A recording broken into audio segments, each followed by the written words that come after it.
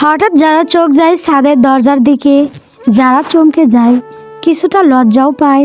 শুভ্র ধীরে ধীরে এগিয়ে যায়, যারার সামনে গিয়ে দাঁড়ায়। যারা উঠে চড়ে যেতে নিবে, তখনই শুভ্র যারার হাত চেপে ধরে আর টেনে একদম নিজের সাথে জড়িয়ে ধরে।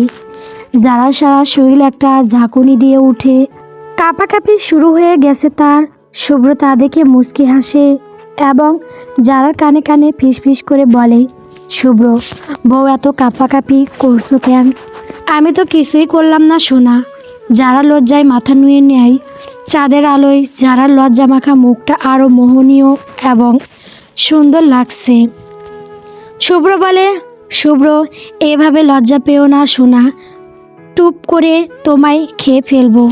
যারার মন চাচ্ছে মাটি ফাঁক করে তার ভেতরে ঢুকে যেতে।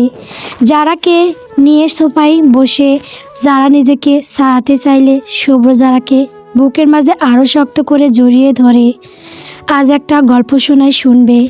যারা অবাক দৃষ্টিতে তাকায় শুভ্রের দিকে। শুভ্র তা দেখে বলে, শুনবো। যারার উপর নিজ মাথা নাড়ায়, মানে শুনবে। শুভ্র বলতে শুরু করে, শুভ্র এক রাজপুত্র ছিল।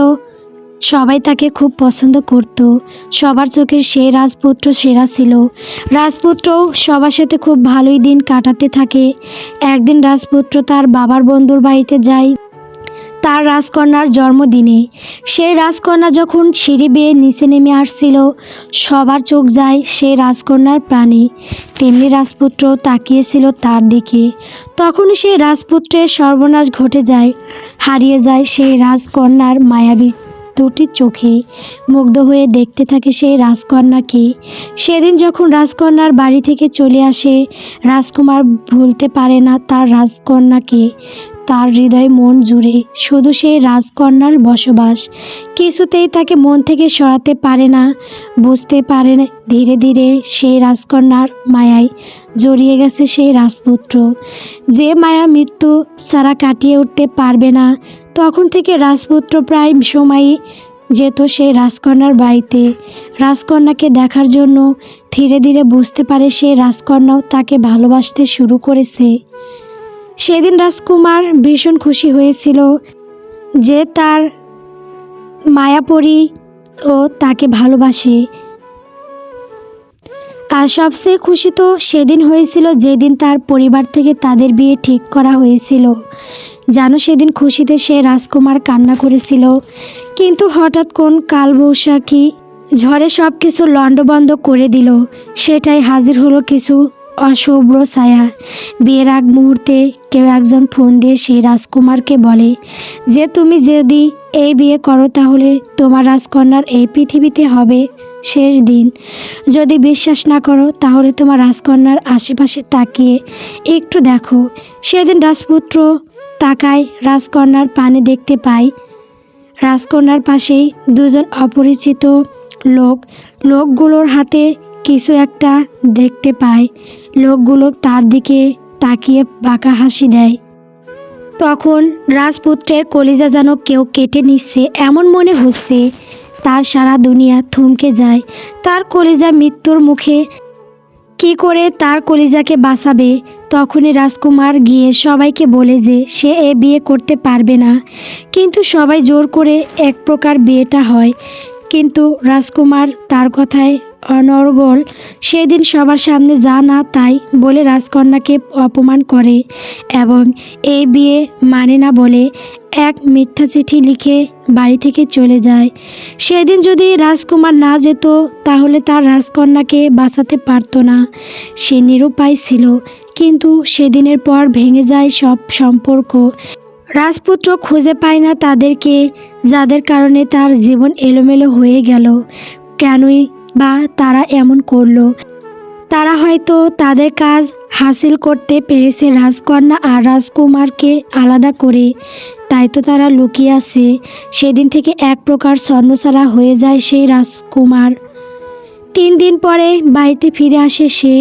মা বাবাকে সব খুলে বলে, কিন্তু তার রাজকন্যাকে আর খুঁজে পায় না।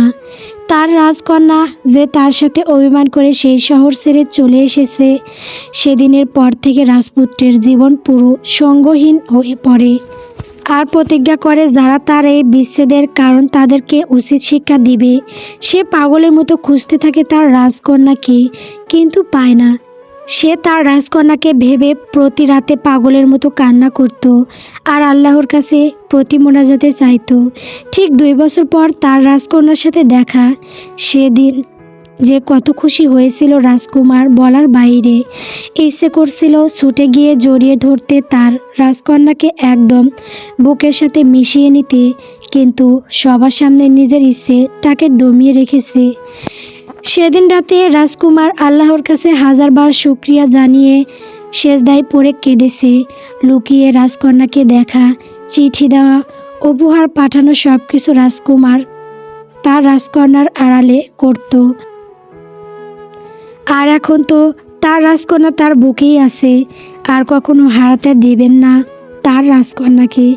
আর যারা এই জন্য দায়ী তাদের কেউ ছাড়বে না। শুভ্র এবার থামে। যারা কান্না করছে, যারা বুঝতে পারছে সে রাজকন্যা আর রাজকুমার আর কেউ না, সে আর তার শুভ্র। শুধু শুধু এতদিন সে শুভ্রকে দোষারোপ করে আসছে। তার শুভ্রের তো কোনো দোষ নেই, সে তো তাকে বাঁচানোর জন্য এমন করেছে। যারা আরও শক্ত করে শুভ্রকে জড়িয়ে ধরে, যেন ছেড়ে দিলে কেউ নিয়ে যাবে।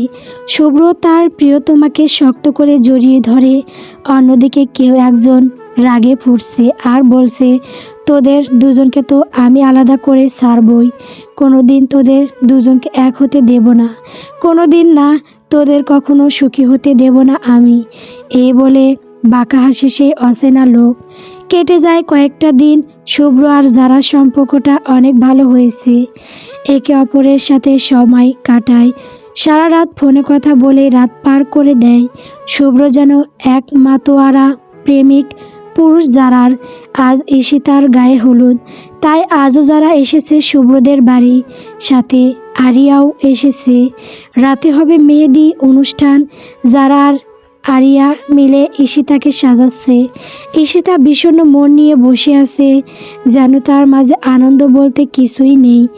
এই দিনটা নিয়ে, বিয়ে স্বামী নিয়ে কতটা স্বপ্ন সাজিয়েছিল তার প্রণয় পুরুষকে নিয়ে, কিন্তু বিয়ে তো হচ্ছে, তবে তার প্রণয় পুরুষের সাথে নয়। তার প্রথম কিশোরী বয়সের ভালোবাসা। সে তো এই প্রথমেই সেই প্রণয় পুরুষে আসক্ত হয়েছিল। স্বপ্ন দেখেছিল তার প্রণয় পুরুষকে নিয়ে। সব স্বপ্ন আশা ভেঙে গেল তার। কি করে ভুলবে তার উক্তি বয়সের প্রেম, আবেগ, ভালোবাসাকে? আদৌ কি ভোলা সম্ভব? যাকে মন থেকে ভালোবাসা হয় তা কি আদৌ ভোলা যায়? তা জানা নেই ঈশিতার। আশা, এই পৃথিবীতে যে যাকে চায় তাকে কেন সে পায় না?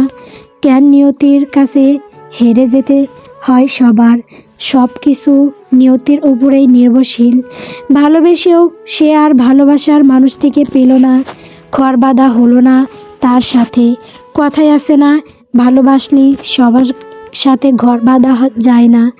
হাজার বছর কাছে থাকলেও কেউ কেউ আপন হয় না। ঈশিতা দীর্ঘশ্বাস ছাড়ে। যারা ঈশিতার মন খারাপ লক্ষ্য করে বলে, যারা, ঈশিতা কি হয়েছে তোমার? কয়দিন ধরে তোমাকে মনমরা দেখছি, তা কিসের জন্য এত বিষণ্ণতা? বলা কি যাবে আমাকে? ঈশিতা আর নিজেকে আটকে রাখতে পারে না। ঈশিতাকে জড়িয়ে ধরে ডুগরে কেঁদে ওঠে। যারা ঈশিতার মাথায় হাত রাখে, কান্না থামাতে বলে না, কাঁদতে দেয়, কারণ কাঁদলে নিজেকে একটু হালকা লাগবে। কিছুক্ষণ পর ঈশিতা কান্না থামিয়ে নিজেকে সামলিয়ে বলে, ঈশিতা, আসলে সবাইকে ছেড়ে অব্র ভাইয়াকে ছেড়ে যেতে হবে, তো তাই খারাপ লাগছে ভীষণ। ঈশিতা কাউকে জানাতে চায় না তার মনের কষ্টগুলো। নিজের কষ্ট নিজের মাঝে চাপা দিয়ে রাখে। যারা এটা সেটা বলে ঈশিতাকে সান্ত্বনা দেয়। ঈশিতাকে সাজিয়ে স্টেজে নিয়ে বসানো হয়। যারাও শাড়ি পরে অব্রকে হলুদ পাঞ্জাবি পরিয়েছে। পিসিটাকে খুব সুন্দর লাগছে। যারার কোলে অব্র, অব্রকে নিয়ে যারা ছবি তুলছে। মাঝে মাঝে অব্রের গালে চুমু খাচ্ছে। এতে অব্র খিলখিল করে হেসে ওঠে। আর দূর থেকে শুভ্র তাকিয়ে দেখছে মার্সেলের খুনসুটি। হঠাৎ শুভ্রের কাছে আসে শুভ্রের মা। যারার দিকে তাকিয়ে বলে, দেখেছিস কতটা আপন করে নিয়েছে অব্রকে যারা, আর অব্র কতটা খুশি তার মাকে পেয়ে। খুব সুন্দর লাগছে ওদের, আল্লাহ যেন আর কোনো বিপদ না দেন। শুভ্র নিম্ন স্বরে আমিন বলে ওঠে। কিছুক্ষণ পর অব্রকে সারা আরিয়ার কাছে দিয়ে নিজের রুমে যায়, কারণ তার শাড়ির কুচি অসাবধানতায় খুলে গেছে। তা ঠিক করতে যারা রুমে যেতেই পিছনে পিছনে শুভ্র যায়। রুমে ঢুকে দরজা লাগিয়ে দেয়। দরজা লাগানোর শব্দে যারা পিছনে ফিরে তাকায়, দেখতে পায় শুভ্র দুষ্টু হাসি দিয়ে তার দিকে এগিয়ে আসছে। শুভ্রকে হলুদ পাঞ্জাবিতে দারুণ লাগছে। দুজন দুজনের দিকে এক দৃষ্টিতে তাকিয়ে আছে, মনে হচ্ছে যেন শুভ্র দৃষ্টি করছে দুজনে। শুভ্র ধীরে ধীরে যারার একদম কাছে গিয়ে দাঁড়ায়। যারা ঠায় দাঁড়িয়ে আছে, সে যেন শুভ্রের ওই দু চোখে ডুবে গেছে। শুভ্র যারার শাড়ি বেদ করে পেটে হাত রাখে। যারা ঠান্ডা হাতের স্পর্শ কেঁপে ওঠে। যারার হুঁশ ফিরে আসে। দূরে সরে যেতে চাইলে শুভ্র যারাকে নিজের সাথে মিশিয়ে নেয়। শুভ্রের গাল যারার গালে স্পর্শ করে যারা একদম পাথর হয়ে যায়, স্তব্ধ হয়ে দাঁড়িয়ে থাকে যেন কোনো কাঠের পুতুল। শুভ্র এবার যারার কপালে চুমু এঁকে দেয় এবং যারার কপাল ঠেকিয়ে জোরে জোরে নিঃশ্বাস ফেলে বলে, শুভ্র, তোমাকে কতটা আবেদনময় লাগছে তুমি জানো। মন চাইছে তোমার মাঝে হারিয়ে যেতে। নিজেকে আর সামলাতে পারছে না পাখি। যারা তো লজ্জায় মরি মরি অবস্থা। গাল দুটি লাল হয়ে গেছে লজ্জায়, কান থেকে গরম ধোঁয়া বের হচ্ছে। শুভ্র যারার ঠোঁটের দিকে এগিয়ে যায়। দুজনের ঠোঁট ছুঁই ছুঁই অবস্থা।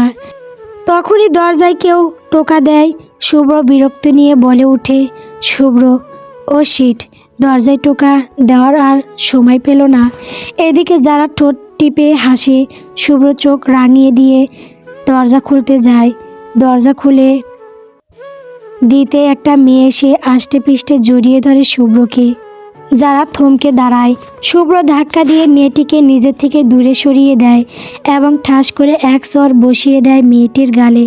মেয়েটি ছলছল দৃষ্টি নিয়ে তাকিয়ে থাকে শুভ্রের দিকে।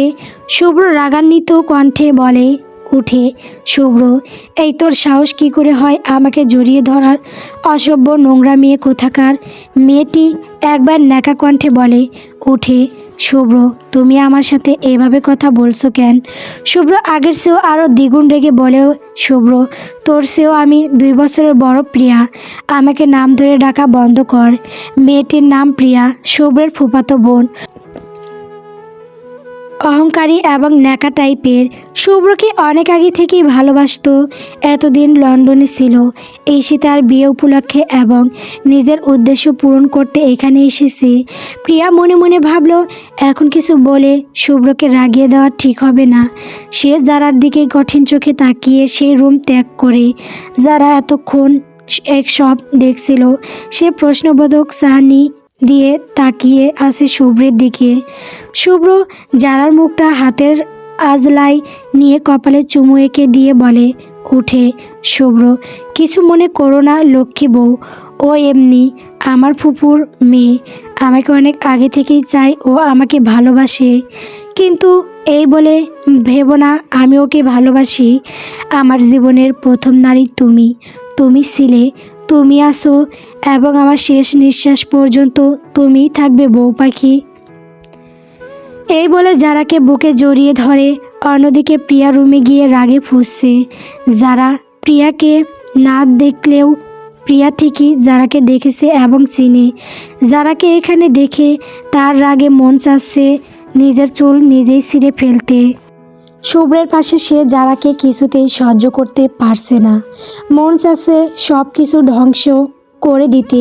প্রিয়া বিড়বিড় করে বলে, প্রিয়া, যারা তুই আমাদের মাঝে এসে ভুল করেছিস, এর জন্য তো তোকে পস্তাতেই হবে। শুভ্র শুধু আমার। ওকে কিছুতেই তোর হতে দেব না। প্রয়োজন হলে ছিনিয়ে নেব শুভ্রকে, তবুও অন্য কারো হতে দেব না। এই জোরে জোরে হাসতে থাকি। এই মুহূর্তে ওকে একদম হিংস্র লাগছে। যে কেউ দেখলে ভয় পাবে। এদিকে যারার মাথায় ঘুরছে অনুচিন্তা কিভাবে শায়েস্তা করবে প্রিয়াকে। তার সামনে তার স্বামীকে জড়িয়ে ধরা কত বড় সাহস ওই মেয়ের। যারা বিড়বিড় করে বলে, যারা রাক্ষসী কটকটি শিওরা গাছের পেট নিয়ে আমার সামনে আমার জামাইকে জড়িয়ে ধরিস, দাঁড়া একবার তোকে বাগে পাই, তোর হালুয়া আমি টাইট করে ছাড়বো। বদমাইয়া। ঈশিতার হলুদ অনুষ্ঠান শেষ হয়, বড়রা অন্য কাজে ব্যস্ত। শুভ্ররে একটু বাহিরে গিয়েছে কাজে। ড্রয়িং রুমে আরিয়া আর যারা বসে আছে।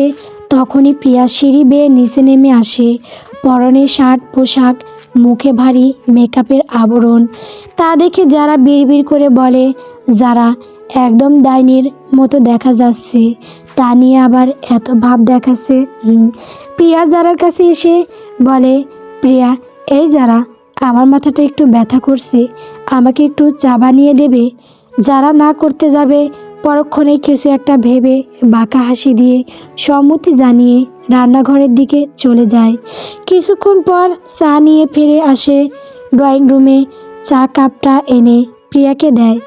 প্রিয়াও নিয়ে নেয়, মুখে বিশ্ব জয় করা হাসি, কারণ যারাকে কাটিয়ে সে ভীষণ খুশি। এই মুহূর্তে যারাকে তার কাজের মেয়ে আর সে যারার মালকিন মনে হচ্ছে। হাসি নিয়ে চায়ে চুমুক দেয়। চুমুক দেওয়ার সাথে সাথে তার কান গরম হয়ে যায়, মুখটা ঝালে পুড়ে যাওয়ার মতো অবস্থা। রক্ত চোখ নিয়ে তাকায় যারার দিকে, যেন এক্ষুনি গিলে খাবে। আর এদিকে যারা ডোন্ট কেয়ার ভাব নিয়ে বসে টিভির দিকে তাকিয়ে আছে।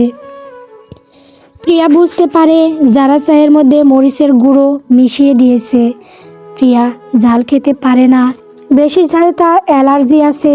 সে আর এক মুহূর্তের জন্য এখানে না থেকে যারার দিকে জ্বলন্ত চোখে তাকিয়ে রুমের দিকে হাঁটা ধরে। আর এদিকে যারা অট্টহাসিতে ফেটে পড়ে। যারাকে এভাবে আহম্মকের মতো হাসতে দেখে আরিয়া জিগায়, আরিয়া কিরে তুই এভাবে আবালের মতো হাসছিস কেন? পাগল হলি নাকি? যারা সব কিছু খুলে বলে, বলতেই আবারও দুজন হেসে ওঠে। আর উপরে প্রিয়া আয়নায় দেখে তার মুখে লাল লাল ছোপ বেরিয়ে গেছে, মুখটা ক্রমেই ফুলে যাচ্ছে। প্রিয়ার আগে দাঁতে দাঁত চেপে বলতে থাকে, এর প্রতিশোধ তো আমি নেবই যারা, আর খুব বাজেভাবে নেব। রাতে শুভ্র বেলকনিতে দাঁড়িয়ে আছে, অব্র বিছানায় ঘুমিয়ে আছে। যারা ঈশিতার রুমে। হঠাৎ প্রিয়া পিছনে থেকে এসে শুভ্রকে জড়িয়ে ধরে। শুভ্র বুঝে যায় এটা কে, কারণ যারা কখনো ওকে নিজের থেকে জড়িয়ে ধরেনি। শুভ্রের রাগ উঠে যায়, প্রিয়াকে দূরে সরিয়ে বলে উঠে, শুভ্র এই তোর মতো এমন গায়ে পড়া আর স্যাঁচড়া মেয়ে দেখিনি রে। এত কিছু বলার পরও তুই আমার কাছে আবার এসেছিস, তোর লজ্জা বলতে কি কিছু নেই রে? প্রিয়া শুভ্রের কথায় পাত্তা না দিয়ে বলে, প্রিয়া আমি তোমাকে ভালোবাসি শুভ্র। এই বলে শক্ত করে জড়িয়ে ধরে শুভ্রকে আর বিড়বিড় করে বলতে থাকে, Priya I love you Shubhro, I love you. Shubhro আবারও প্রিয়াকে নিজের থেকে জোর করে সারিয়ে নেয় আর বলে, Shubhro but I don't love you. এবার প্রিয়া কান্না মিশ্রিত কণ্ঠে বলে ওঠে, প্রিয়া কেন আমায় ভালোবাসো না? কি নেই আমার মাঝে? আমি কি তোমায় সুখে রাখতে পারবো না? দেখো শুভ্র, আমায় একবার ভালোবেসে দেখো, পৃথিবীর সমস্ত সুখ তোমায় এনে দেব। শুভ্রের রাগ যেন মাথা চাড়া দিয়ে উঠছে, দাঁতে দাঁত চেপে বলে, শুভ্র অনেক বলেছিস, এবার আমি বলছি তুই শোন। আমি তোকে ভালোবাসি না, আর না কোনো দিন ভালোবাসবো। আমি শুধু আমার স্ত্রী যারাকে ভালোবাসি, শুনেছিস তুই? আমি আমার অর্ধাগিনীকে ভালোবাসি। এবার আমার চোখের সামনে থেকে যা, তোর এই চেহারা আমি দেখতে চাই না। প্রিয়া এবার নিজের চোখের পানি মুছে নেয় রাগ মিশ্রিত কণ্ঠে, বলে উঠে, প্রিয়া তাহলে শুনে রাখো, আমি তোমাকে অন্য কারো হতে দেব না। তুমি শুধু আমার, তোমার আর আমার মাঝে কেউ আসতে পারবে না। যদি কেউ আসে তাহলে তাকে নিজের হাতে খুন করব। Got it? এই বলে হন হন করে রুম থেকে বেরিয়ে যায়। আর এসব কিছু যারা দরজায় দাঁড়িয়ে থেকে শুনছে। প্রিয়াকে আসতে দেখে সে দরজার সাইডে চলে যায়। যারা নিজের রুমে যাওয়ার সময় শুভ্র আর প্রিয়ার কথোপকথন শুনে দাঁড়িয়ে যায় আর সব কিছুই শুনতে পায়।